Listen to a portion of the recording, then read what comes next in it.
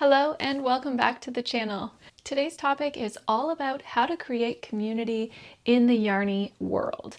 I'm going to tell you about how you can find community locally, physically, online, but also still local, and online globally. Make sure you like this video, comment down below, ask me any questions you have about creating yarny community, and subscribe to the channel for future educational crochet content. So let's hop in. I think we all know in 2025 that it is not easy to make friends as a grown-up. But we all have this wonderful thing in common. We all like yarn. So we can use that yarn as an icebreaker to kind of make our way through the door, find that initial connection over yarn with someone, and then hopefully build a friendship from there with people who we have other things in common with. But if you're just following yarny creators on Instagram and you're not really sure how to build that into friendships, I've got you covered in this video with all of the ways that I can think of. Let's start at the start, physical and boots on the ground. What's the best way within your own local community, outside, not on the internet, to find yarny friends? The best way, I think, is through your local yarn store. I'm not talking about Michael's. I'm talking about your local yarn shop, the one that's like the boutique with the hanks, the twisted hanks of yarn. It can be a little bit fancier and a little bit more intimidating, but local yarn stores like that very often have a couple of things. One, they might already have a crafting circle where you can come bring your project, knitting or crochet, and meet up with other makers who are also working on their projects. Some yarn shops even have it twice a week. They'll have it like a weekday evening and then they'll have it on like a Sunday afternoon. So there are options and maybe slightly different crowds that go to each of those two different time slots. The best way to find your local yarn store, if you don't know of one, the old Google Maps. I love using Google Maps for stuff like that. Now, if they don't have a crafting circle, they may offer classes. So say you're a knitter who's never crocheted. Maybe they have a Crochet 101 class that other knitters are taking as well. Or maybe you are an experienced knitter or crocheter and they have a higher level class about like fine tuning some kind of skill. That's also an option that a lot of yarn stores have. And you can make friends with the instructors, you can make friends with the yarn store owners, and most of all, you can make friends with other students in the class. If your local yarn store doesn't have crochet classes or doesn't have a crochet or knitting circle, you could probably ask them if they'd be interested in starting one, and you could spearhead that yourself. They could put up advertisements in their store and on their social media and their website to hopefully get a crafting circle going. Similar to a local yarn store, there are other physical locations locally where you might be able to make other crafty friends. The first one that comes to mind is a library. A lot of local libraries will have some kind of crafting event where maybe once a week or once a month, the knitters and crocheters all get together in the back room of the library and they knit and crochet together. Also, any type of like art spaces, art studios, craft studios, those places can sometimes host workshops as well. And those might be a space to check out to see if they offer any crochet or knitting classes or crochet or knitting groups. The little one wants to join us. Hello, little one. Do you want to come and say hi to the YouTube? Well, the assistant has come to help me. He's my #1 community member. The last place that I would recommend checking out locally would be your Michael's or Joanne or whatever the big box crafting store is nearest to you. A lot of those big box crafting stores also host some kind of workshops as well. I don't know that I've ever seen them hosting like a knit night, but I definitely have seen them hosting workshops. So you could take a workshop at a Michael's. So you're not making this easy. Then lastly, you can literally just take your knitting or crocheting outdoors. Just go sit on a park bench, take your knitting on the bus on your commute to and from work. Anything like that is going to draw the attention of other knitters and crocheters, because I know you've been sitting on a bus once and you've seen somebody else knitting or crocheting and you've wanted to say something. You should say something, reach out, say, what are you making? I'm also a knitter, I'm also a crocheter, whatever it is. It's that little opening. It's that little icebreaker. It allows you to connect with a stranger. And if that's all it is just that moment of connection, oh, I'm working on a top. that's fine. Or maybe you meet a lifelong friend. You never know unless you try. Are you going to hang out here and help me, or are you done? You want to go back outside, don't you? There's even a specific day of the year that is designed for knitting and crocheting in public. It's called Worldwide Knit in Public Day. It should be called Worldwide Knit and Crochet in Public Day, but that's a debate for another day. It's hosted in June every year. So it did just pass, but it's going to happen again next year. I wrote down the date, June 13th, 2026. So mark your calendars now. A lot of local yarn stores host like big events for it and like set up tables out front so you can knit outside. And that is a really great way to meet other makers. There's also a lot of other physical things that you can do in the same space as others that aren't necessarily in your local community. The first one is being craft shows. So if you're a vendor at a craft show, you could walk up to other vendors who are selling knit and crochet wear and be like, hey, do you live here? Would you like to start a knit and crochet time community event together? If you're a shopper at a craft show, you could go up to the knit and crochet booths and say, hey, I'm starting a knitting night on Thursdays. Would you be interested in joining? And just that little exchange of information, try to not take up the business owners, like a lot of the business owners' time, but that little connection at a craft show will go a long way. The next step up from craft shows are fiber festivals themselves. So they're not just including all of the crafts, it's literally just the yarny crafts at fiber festivals. So fiber festivals are knit, crochet, yarn, spinning, weaving specific, and they tend to be more few and far between, and they tend to just be in bigger cities. So a couple of examples of that is Rhinebeck. Everybody's heard of Rhinebeck, Knit City, Flock. Those are kind of like the biggest ones in North America, but there's also smaller ones in smaller cities. So my city, there's two. There's one in the fall and one in the spring. And then there's a couple other cities around me that also have fiber festivals once or twice a year. So just Google the name of your city and fiber festival, and hopefully something will come up nearby. The wonderful thing about those fiber festivals is often those fiber festivals also have some kind of classes, and they typically are more of an advanced class. So at those places, you're not going to get like crochet 101, because we don't need a crochet 101. We need like to learn how to do crochet short rows. We need to learn more about lace work or color work or whatever it is. So those types of festivals tend to have the more advanced skill classes as well. And with those classes is an opportunity for you to meet other makers who are interested in doing the same stuff as you, like that fine tuning of your crochet or knitting techniques. He says, Mother, that's enough work for the day. Please let me go back to my bed. Okay, bye. I have also heard of different cafes and breweries. I hate saying that word. Breweries that host knitting and crochet nights. So you can inquire there. And again, if they don't already do that, ask them if they'd be interested in doing it. One disclaimer when it comes to that though, if you are going to camp out and crochet with some friends at a cafe or a brewery, you need to make sure that you're supporting that business. You can't be like taking up all of the tables and only buying one drink. Make sure that it's a space that can accommodate and then still have room for other customers, and make sure that everybody who attends purchases something from that business.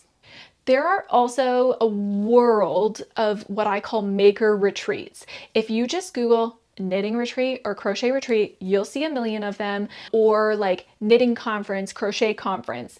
I met a lot of my early maker friends at Our Maker Life. I don't know if Our Maker Life still even exists, but I met a lot of my early crafting friends at Our Maker Life. It was a kind of conference, series of workshops, just energy exchange amongst knitters and crocheters, primarily business owners in the knitting and crocheting world. And that is a really great way for you to connect with other knitters and crocheters, kind of on a more global scale, but actually physically together, which is really cool. Okay, the next section I'm going to talk about using online tools to find people and meet up in person. So the first one that comes to mind is meetup.com. I think it's .com or .org. Meetup. Just Google Meetup and you'll find it. Meetup has all kinds of different events and things, but it often has some kind of knitting and crocheting events there. So go to meetup.com, put in your city and type in crochet, knitting, yarn, and see what events pop up. Often you'll find knitting and crocheting groups that get together once a month, once a week, whatever it is. You may find different like craft fairs there, fiber festivals there. Meetup is a wealth of event knowledge, but I really liked using Meetup when I moved to new cities, and it did help me to find friends in different realms, but I've only used it once since I moved to this new city, and it was to find a crochet and knitting circle, and it was a lot of fun going to that group. The next is Facebook groups. Type in your city and knitting or crochet into that Facebook search bar and see if there's a local group of knitters and crocheters who have created a Facebook group. Oftentimes those Facebook groups will have a regular either Zoom night or physically coming together night, and that's a great way to connect with local people, but using an online source to do that. Also, Ravelry has a bunch of forums and groups that you can join based on your locale, I'm pretty sure, so check those out. I'm not a big Ravelry forum user, so I can't say anything for certain, but I do remember when I signed up for Ravelry, I joined the groups for the city that I was living in, and I'm pretty sure within those groups there would probably be posts being like, hey knitters and crocheters, I'm interested in starting up a group. We're gonna meet on Tuesdays. So check out those Ravelry forums if you are a Ravelry user. Then this is the last one, and you're all gonna look at me a little sideways, I think, but it's not just a dating app. Bumble has a BFF option. So you can download Bumble and not use the dating side of it. You can just use Bumble BFF, and it is essentially like a dating app, but for finding friends. So you set up a profile with pictures and your different interests and what you're looking for in friends, and then you swipe on friends. So when I set up Bumble BFF, I've actually used it in 2 different cities, when I moved out west and then when I moved back to Ontario. And I made sure to put in there certain things about myself, and one of those things that I included was that I'm an avid crocheter and looking for other friends to craft with. And it is surprising, well, it shouldn't be surprising, but it is surprising how many people I was able to find through Bumble BFF that are knitters and crocheters. Now, this whole section, I probably should have done a disclaimer at the start. You will be meeting strangers from online, and people of the internet can sometimes be scary. So be safe, be cautious, always meet in public spaces, use an abundance of caution whenever meeting up with strangers from the internet. Okay, this next section I'm calling online but for long distance besties. These are the places like Instagram, TikTok, Reddit, Discord, where you are connecting like no other with people who are doing the same stuff as you, knitting and crocheting.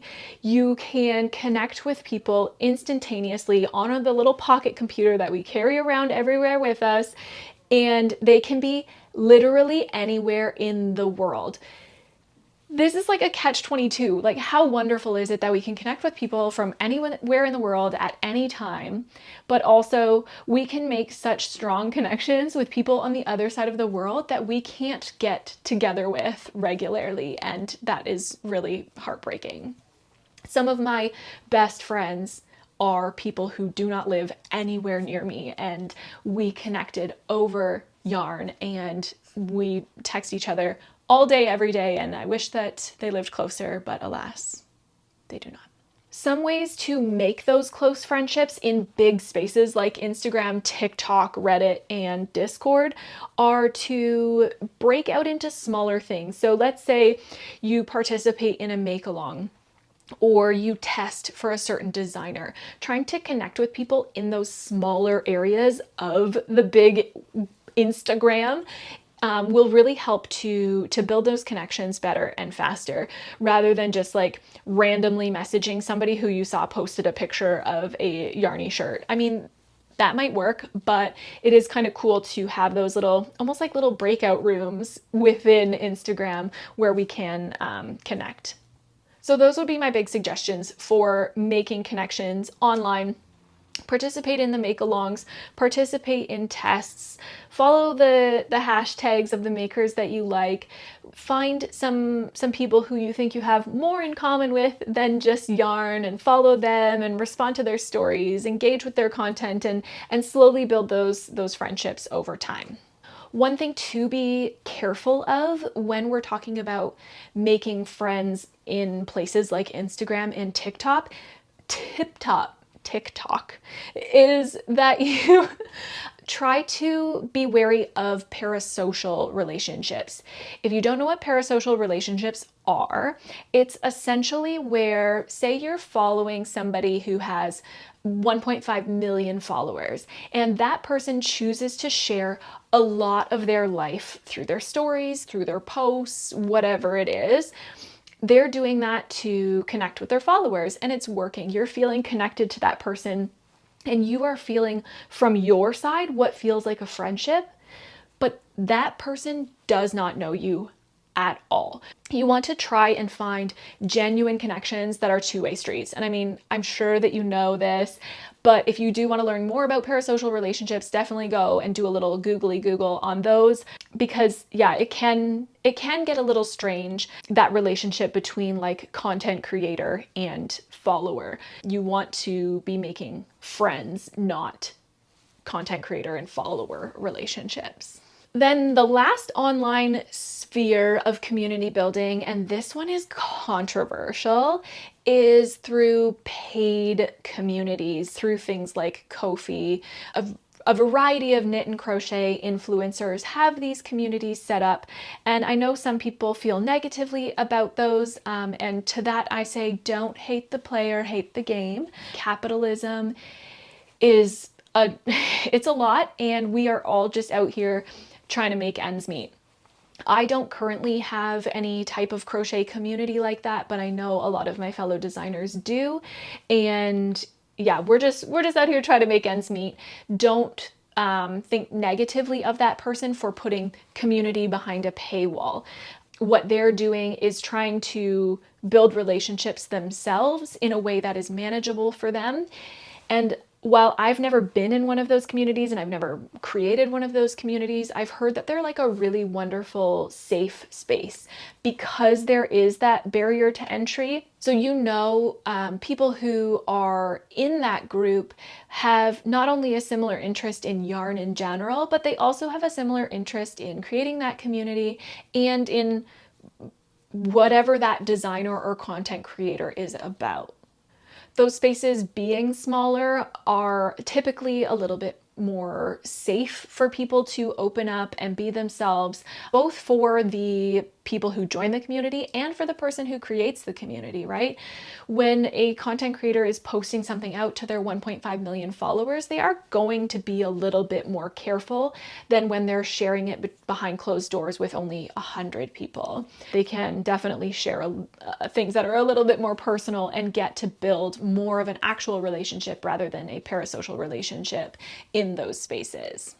And beyond that, it's not just about the content creator making better friendships with the follower, the community member, but also the community members making friendships amongst themselves as well too. And who knows, maybe within that community you will find somebody who's local to you, and that would be really cool. Now, this is probably something that you already know, and I'm just mansplaining at this point, but obviously the yarn is just the icebreaker. It's just the piece that opens the door. Then we want to try and explore other things that we have in common. So when I moved to this new city, I started hanging out with a group of yarny friends. They were kind of already established a little bit, and I brought myself and a few of my other friends into the group.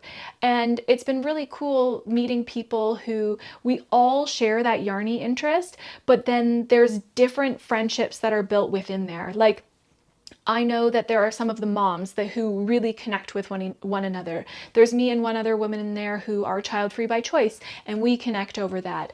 I've made a friend through that group who she and I go to protests together, and it's cool that yarn opened the door, but we've been able to make deeper connections based on other things that we've found in common and that we have discussed and chatted about through those knit and crochet nights and through following each other on social media and whatnot since then.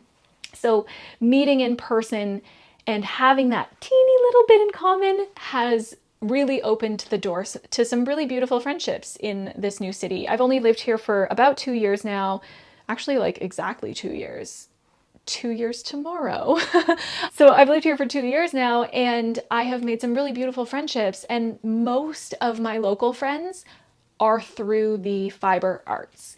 And a lot of my long distance friends are through the fiber arts. It's really, really magical that this love of string has connected me to so many wonderful people all around the globe, from my own backyard to the far reaches of this planet.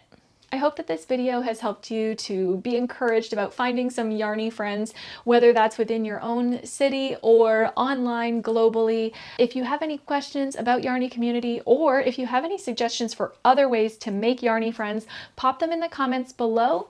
And don't forget to like this video and subscribe to the channel for future educational crochet content. We'll see you next time. Happy crocheting. Bye-bye.